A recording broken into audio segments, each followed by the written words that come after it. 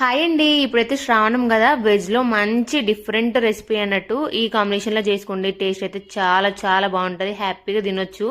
దీనికోసం అయితే first meal maker అయితే కొంచెం ఆయిల్ వేసి రోస్ట్ చేసి పక్కకు పెట్టుకోవాలండి. తర్వాత అదే ఆయిల్లో ఆవాలు, జీలకర్ర, పచ్చిమిర్చి, మనం ఆనియన్స్ యాడ్ చేసేసుకొని తర్వాత బెండకాయలు వేసుకోవాలి. బెండకాయలు సపరేట్ వేయించాల్సిన అవసరం లేదు, ఇందులోకి యాడ్ చేసేసుకొని తగినంత పసుపు కూడా వేసుకోవాలి.